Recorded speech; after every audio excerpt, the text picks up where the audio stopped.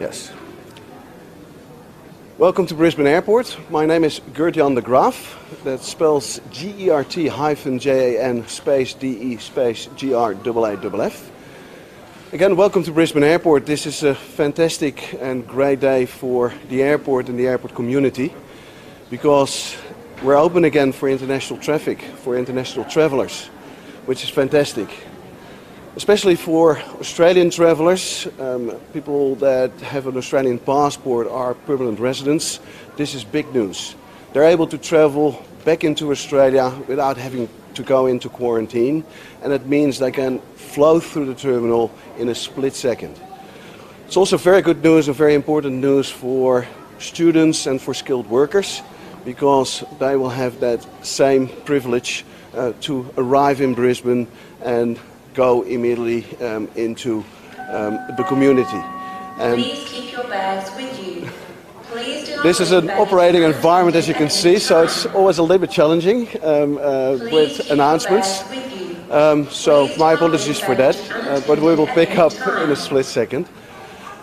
This terminal, up until last night, was a terminal that consisted of two parts, a green and a red zone.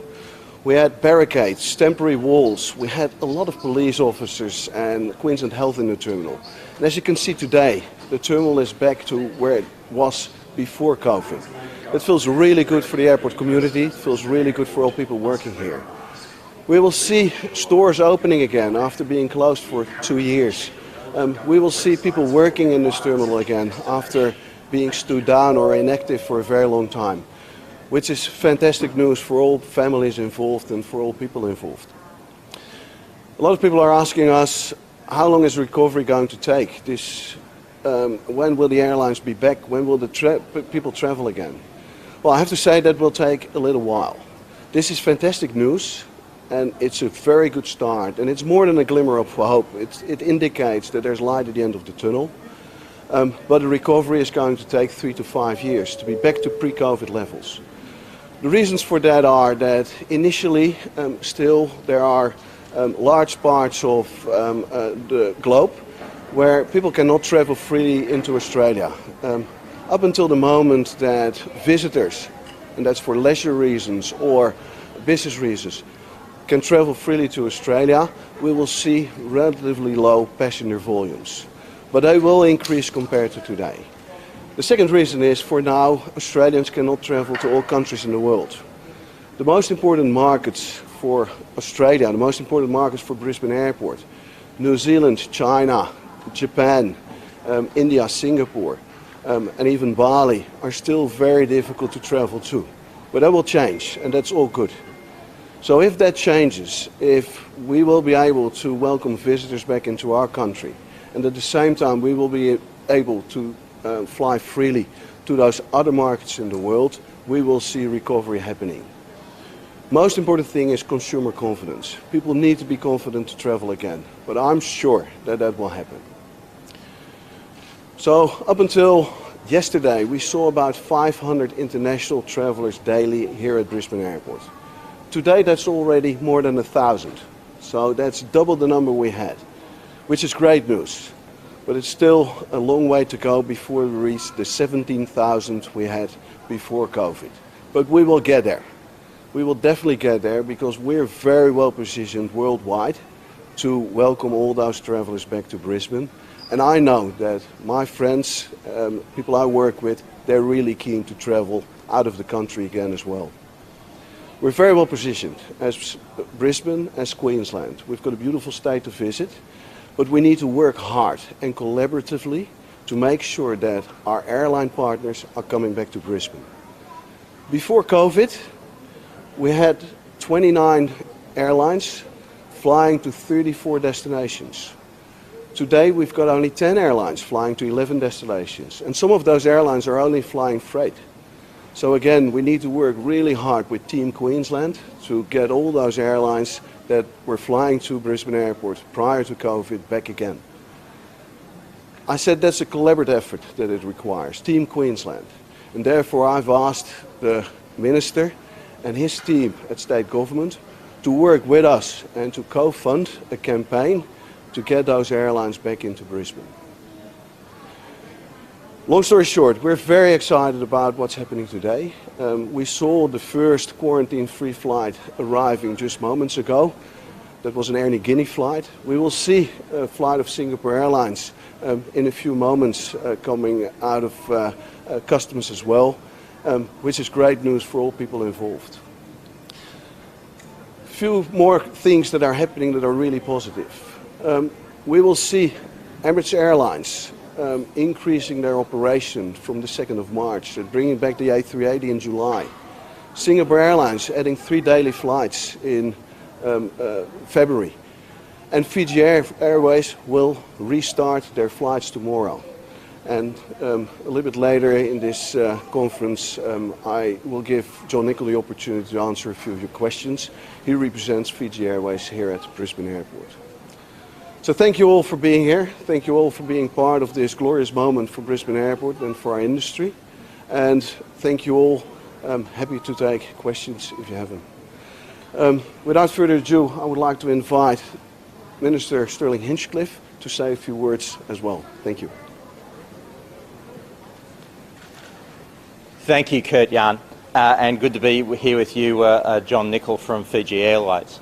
It is wonderful to see today the international borders being reopened in such a way that allows for that free movement for vaccinated individuals to be able to come into Queensland and not have to go into any form of quarantine. It's really positive that we'll have these first flights here today, here at Brisbane Airport, and we'll see over the next week flights into all of our international airports throughout Queensland receiving passengers and seeing them reuniting with family, getting back to their studies or getting to work, and hopefully soon we'll see a lot more tourists making sure that we can see this as the real light at the end of the tunnel for the Queensland's $6 billion tourism industry. But most importantly, I'm very focused today on welcoming those people, particularly on that first Singapore Airlines flight, welcoming those people who'll come in and might be students, some of the 30,000 people enrolled in Queensland universities and institutions who can return to face-to-face studies. That's a really welcome opportunity, and doing that without having to quarantine is very, very welcome for those institutions and for those students. And that's very importantly good news for the whole of the Queensland economy, because of the very important role that international students play in our workforce as well. So for those particularly businesses in the hospitality industry that have found it difficult to maintain operations with staffing levels, this will be a welcome boom for them as this redevelops as well. I concur with Gert-Jan's commentary about the way in which this will be a slow rebuild for our tourism industry, but a very welcome one. And this is the thing that provides the confidence for allowing people to look forward, to invest, to make sure that we're ready for the opportunities as they rebuild. But they won't rebuild immediately, and that's where we need to work together. And I welcome Gert-Jan's approaches and the approaches of others in the tourism industry to work with government. And we need to work closely across the whole of Team Queensland, indeed Team Australia, to rebuild our tourism industry right across this state. So happy to answer any questions around the tourism industry at this point before we go into our COVID brief in a short period of time. Well, when we see the borders opening to those markets that make that possible, finally that will be, in terms of those different markets, that will be a matter for the Australian government about when we open up to some of those different markets. But I'm very hopeful with markets like Singapore to start with, that we do see tourists return.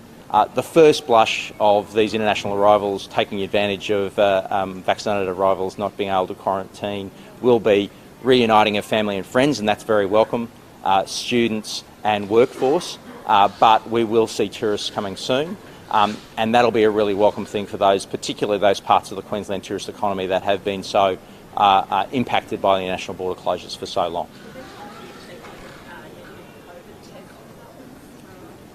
That's part of the process that the Queensland Police Service will be managing, and they do spot checks around those sorts of things. It is certainly a requirement for people to make those declarations upon their arrivals and in coming into the terminal, and they're matters that have been administered by the Queensland Police Service. How much money has the tourism industry lost because of COVID, and what are your projections? I know you say it's a slow build, but what do you think the next year will bring money-wise? What will the recovery be? Yeah, look, we haven't fully modelled those things at this point. We're working closely with the tourism sector and more broadly across the sector and our government agencies like Tourism and Events Queensland to work on how we work closely with the sector to rebuild that international marketplace. We've done a really great job at sustaining so many parts of our tourism industry in Queensland through domestic travel. That's been very important to our sector, but the international borders reopening is a great opportunity, and we want to see that rebuilt further, particularly for those sectors that have been very focused on that international economy and those international tourists. Queensland has 4 of the top 10 destinations in the world in a recent survey. Sunshine Coast with Sunday's Noosa and Cairns, and this new report from the Tourism Sentiment Index. What's your reaction to this, and how good of an influx of visitors will it be for those areas, international borders opening? Well, I'm not surprised at all, because Queensland, of course, would top the polls as being one of the best places in the world to visit, and one of the places that people have a great desire to. So we want to build that desire, build that capability of responding to it, and make sure people get to enjoy the fantastic places and experiences that we have to share with the world.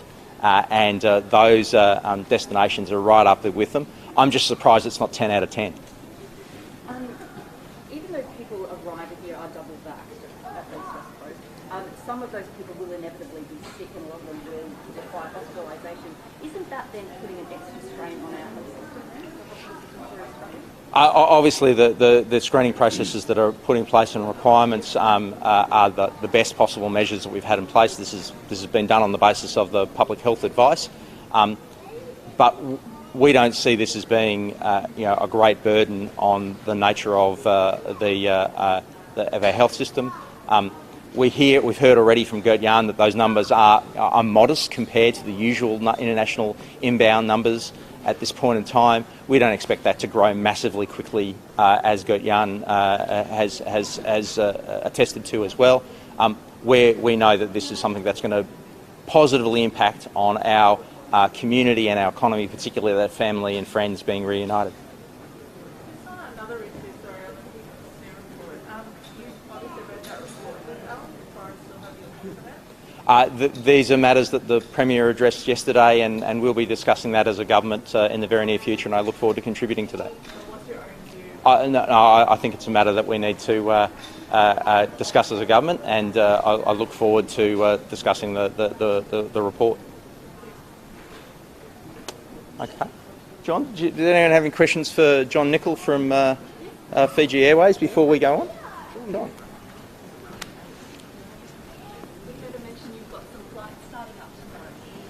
Yes, we're happy to advise that as of tomorrow, we've got a full ship coming in from Nadi, Fiji.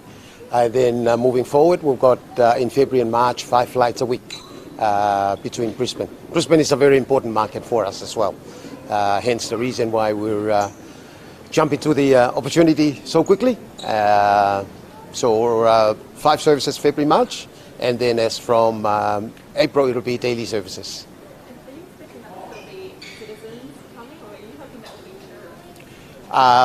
Tomorrow it will be mainly citizens returning. They've been waiting for this time to open, so they are coming tomorrow.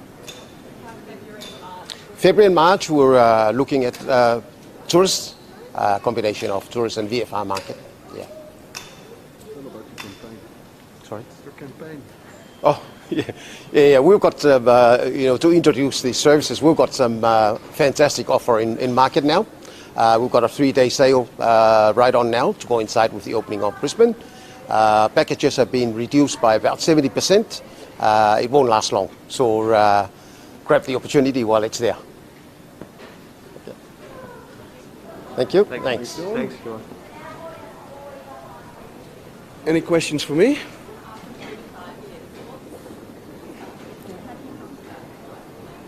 Yeah, that's just a worldwide, global estimate of how long it will take for the aviation industry to recover completely. Again, what I said, still there are a lot of restrictions worldwide that prohibit travel or make travel really difficult, and will make travel a little bit more expensive. So that's an important factor. Second is we don't know if all economies, if all airlines will come out of COVID and the COVID pandemic in the same shape as they were before. And the third is it will take a while to rebuild consumer confidence and make people traveling again.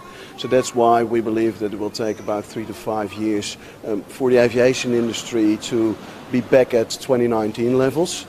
Hopefully I'm a little bit too conservative, hopefully I'm a little bit too negative, but that's worldwide the idea that the gradual improvement of our or recovery of our industry will take that long. Thank you. Thanks very much. Thank you. Yeah. I think the Chief Health Officer we're going to slightly reset.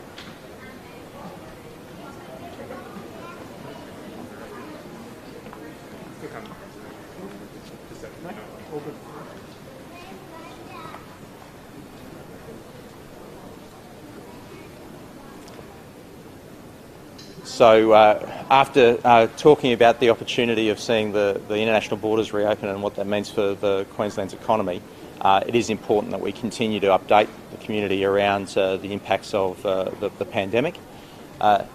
Today I can advise that there have been 15,050 new cases reported to Queensland Health, and very sadly there have been 10 deaths in the last 24 hours. This is terrible news for the families and friends of those that have been affected by those deaths. Can I pass on my condolences and condolences to the government? I think you don't want to hear from me any further. I think we'll hand over to the Chief Health Officer for a more detailed report and to be able to, between he and I, answer any questions you have.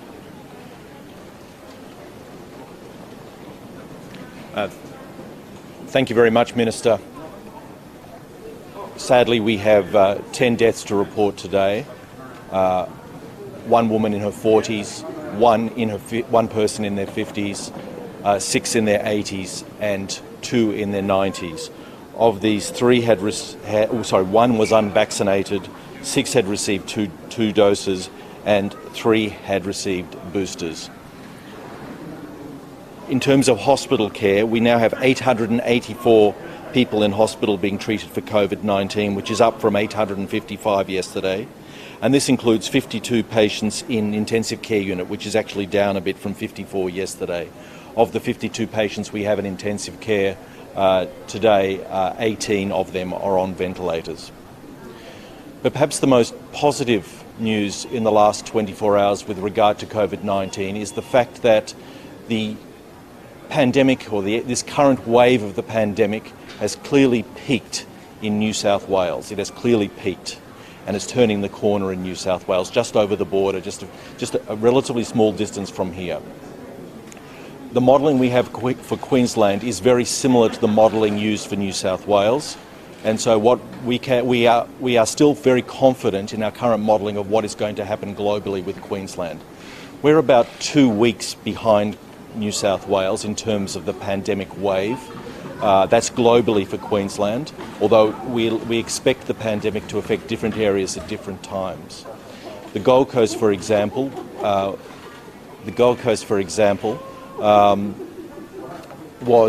is ahead of the rest of Queensland, and it could be as early as the next few days, sometime this coming week, when the pandemic will peak on the Gold Coast.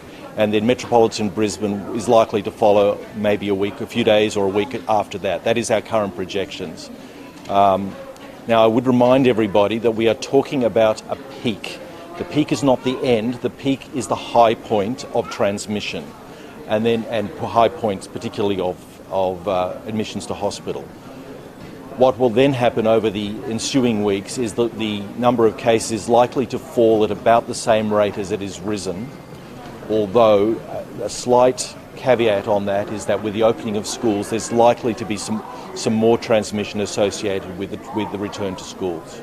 But again, I just want to emphasise this is very definitely positive news from New South Wales that they have clearly reached the peak of the pandemic wave there, and they're modelling very similar to ours. So overall, Queensland was likely to reach its peak about 2 weeks after New South Wales, and we're likely to see the peak in the Gold Coast, first of all, probably sometime in the next 7 days, and we're looking very closely on a day-by-day basis at the data coming out of the Gold Coast.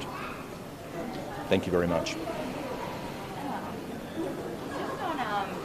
on the check-in app, how many times has the check-in app been used to notify people of a super spreader event? Look, I know people are very concerned about the check-in app. We don't want to change any of the public health and social measures until we're over this current wave. So we have that in place. We're not going to change it until we're over this wave. We will then review all our public health and social measures at that time. The check-in app is certainly extremely useful for identifying your vaccination status, and we also is a record for yourself of keeping where you have been, a notice of where you have been, particularly if there have been super spreader events. But we do not want to start changing public health and social measures right now, just as we're about to approach our peak. We'll look at all of this after we've passed the peak. Have we used it at all to notify of any super spreader events? I can't tell you specifically in the last couple of weeks. I can't tell you that specifically. But I really must emphasise, we don't want to start stopping the measures now. Because then if we did for some reason have to put them back in again later, this would be very difficult. This is New South Wales, for example, withdrew their measures a bit early. We don't want to be doing that. We don't want to be changing things right as we're approaching the peak. We'll review all of this in the next couple of weeks, 2-3 weeks. This is not the time to be changing these. What we are doing at the moment we believe is working, and we believe that we are going to reach our pandemic peak for Queensland in general in the next couple of weeks. Now, this will not be uniform across Queensland. As I mentioned before, Gold Coast is likely to be the first, followed by metropolitan Brisbane, perhaps Cairns. Then more of the regional centres are likely to follow sometime after that. So it won't be uniform, but the news from New South Wales is certainly very positive. Is that potentially there could be more transmission around school going back? Would you call that another peak? And what's your thoughts around potential future peaks? There definitely will be transmission when schools return. We all know that. Any parent knows that as soon as schools return, there's transmission of whatever virus is going around. Whether it will be an equally sized peak or not, I don't think we know that yet. But it does, again, affirm, and it affirms the decision to delay the opening of schools until after the projected peak, which was exactly when the schools were going to open. So schools were going to open next week, which is when we expect Gold Coast to peak and then Brisbane shortly thereafter. So I am very confident that the decision to delay the schools opening by 2 weeks was a very sound public health measure. Is it fair to say with that check-in app, it'll be in for at least another 2 weeks, potentially at least a month before there's any consideration? We will review it. We're reviewing it. We will review it as it is clear we have passed the peak. This is not the time to be changing public health and social measures. And in terms of the definition for the super spreader event, I mean, what does class as a... We are not changing anything for the moment. We just the application is there. We are not going to alter it as we approach the peak. This is not the time to be making significant changes in our processes. And is that the same for the vaccine mandate? There won't be any entertaining of easing that vaccine mandate until after we pass the peak? Oh, I think there won't be any entertainment of easing the mandate for some time. We've got to be clear that this pandemic is under control. What happens going forward after this wave, that is not clear. We don't know. We will always plan for the worst and hope for the best. So it is conceivable that there might be another wave in the wintertime as the weather becomes cooler. There may or may not be. We don't know. But I would certainly be planning for that. We are certainly planning for that in Queensland Health, even though it may not happen. there are protesters that are meant to be out and about today, and I'm sure they'll make a mention of the fact that, you know, once they got to a certain rate, you know, the restrictions were supposed to ease. What's your message to those people out there who aren't vaccinated and are hoping to get their freedoms back? Unvaccinated people are putting their lives at risk, and they're putting the healthcare system at risk on a day-by-day basis. Unvaccinated people are very clearly overrepresented in our hospitals and our intensive care units.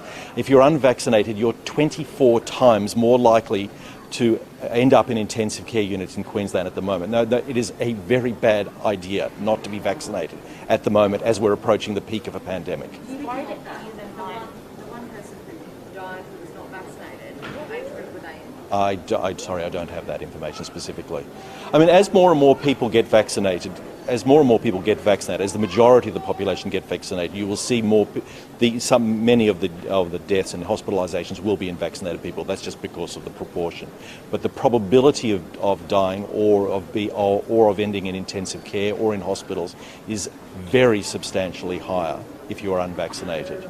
There's about 7 stories coming out of the maternity wards, the latest one being a woman's baby was taken from them, which is very low likelihood of her actually having COVID. Yeah, look, I'm very sorry if this. I read the story this morning. I'm very sorry if this lady had a bad experience in one of our hospitals. We do have we have a lot of mothers with COVID or suspected COVID being managed very successfully in our hospitals, and our policies very solidly that the baby stays with the mother. There may be some specific circumstances where a baby may be separated from a mother with suspected or confirmed COVID-19. For example, where a baby may have to go to the neonatal intensive care unit. That's a sort of, and then there may be a time when the mother needs to be separated. The general principle, though, is mothers and babies are not separated in our hospitals. We've been managing quite a few mothers with COVID-19 and suspected COVID-19. Yesterday you moved to allow people, pregnant mothers with COVID, to have support people in the room with them? Pregnant mothers can have support people with them, yes. That was just changed yesterday, is that right? It was clarified yesterday, yes. Why wasn't that in place to start? I think it was just a question of clarification. I mean, it was really just clarification that mothers could have the support person in with them. It was because of we're talking about, this is positive mothers with... Again, just a clarification, because different hospitals were doing slightly different things. It was just a clarification in the direction. So is there a one rule for all, and are you certain that everybody understands? There are very clear guidelines, very well written guidelines and clear guidelines on the management of mothers in Queensland hospitals. You can Google it yourself. It's very clear and very, very well laid out that I think other jurisdictions have actually copied. So as far as I know, we are reaffirming with hospitals that they follow those guidelines. But I think all maternity units are very well aware of those guidelines. Now, if this mother had a bad experience, I'm very sorry. I'm sorry. I'm sad for that. But there may have been specific circumstances. Say, for example, if the baby had to go to an neonatal intensive care unit. But as a general principle, mothers are not separated from their babies in hospital, even if the mother is positive. One question about the unvaccinated, if you don't mind. There might be some people out there that, you know, are hearing the message that we're heading towards our peak, and perhaps they might decide that they don't want to get vaccinated because, you know, we're nearly past the peak. What's your message to them in terms of, you know, we're nearly past that peak, but why should they get vaccinated? Because the virus, and I'll say that again, because the virus is not going to go away. The virus is going to be with us probably forever. So if you're not at some point you're either going to have to get vaccinated or you're going to get infected. It's going to be with us forever. So you won't be able to hide from this virus. It's going to continue to circulate. But what is happening now is we have an increasing amount of immunity developing in our community, both mainly from vaccination, but also from natural infection. And so the virus is likely to continue to circulate in small quantities for forever, for years to come. And anyone who is non-immune will continue to be susceptible. Can I just focus on Yeah. that point? So Yeah. if somebody who maybe has had 2 doses of the vaccine Yeah. contracts the virus, Yeah. so they've got an increased level of immunity because they've just contracted Yep. the virus, do they need a booster? We recommend that they have a booster because there is evidence that the booster gives you a better immunity than natural infection, but that is the current recommendation. So, one more question. With international arrivals coming, obviously they're double vaccinated, but some of those people are going to be infected and will probably need to go to hospital at some stage. Some. It's a very small proportion. It's in the scheme of the number of people that are infected in this country at the moment, which is probably in the millions. The number of people who are actually being hospitalised is tiny. It's just that we have a very small proportion of a very large number can give you a large number. So any vaccinated individual probability of ending up in hospital is very small. So I'll say that again, any vaccinated individual's probability of ending up in hospital with COVID-19 is very small. It's just at the moment we have very large numbers of people with COVID-19 in the community. In Queensland, for example, we have confirmed diagnosed cases of COVID-19, about 250,000. So, say that again. In Queensland, since opening the domestic borders, we have confirmed cases of COVID-19 numbering about 250,000, about around that number. The real number is substantially greater than that. It's a very large number. It's almost certainly greater than 1 million. We don't know the true number because not everybody's getting tested, either because their symptoms are mild, they don't recognise the symptoms, they don't seek to be tested, or they can't get access to a test. That's the other thing. So an individual's probability of ending up in hospital if they are vaccinated is tiny. That's much greater if you are unvaccinated. It's interesting, what we're seeing in hospitals with the unvaccinated, it looks like COVID-19 from a year ago. So the average age of someone who is unvaccinated being admitted to hospital with COVID-19 is about 20 years younger than somebody who is triple vaccinated. So it's like old-fashioned COVID that we thought we weren't going to see again from a year ago. So that was the pattern from mostly overseas, not in Queensland. I'm talking about overseas and Melbourne, New South Wales. And I was in a COVID unit overseas where we saw this younger age group being treated for severe COVID-19 before the vaccine was here. In this vaccination era, it's a different pattern. Mostly it's the older and people with underlying immune problems. The more vulnerable people who are more likely to be hospitalised. Not universally. We still see we do, as with everything in health, in biology, it's variable. We still do see some young people ending up in hospital, but for the most part, in this vaccination era, the vaccinated are mostly the more vulnerable and older population, whereas the unvaccinated we're seeing are younger and just younger and healthier people. About, on average, the average age of an unvaccinated person in our Queensland hospitals is about 20 years younger than someone who is triple vaccinated. So you're not worried about any extra strain on the hospital? The international arrivals? No, relatively, they'll all be double vaccinated, and the numbers compared to the size of the population is small. I'm not concerned at all about it. Sorry, just saying the average age of an unvaccinated person is 20 years younger. Yes. What is that age? I think it's around 39. Something that's on average, but there's a standard deviation. But I think it's around 39, something like that. Thanks, everyone. Thank you. So much.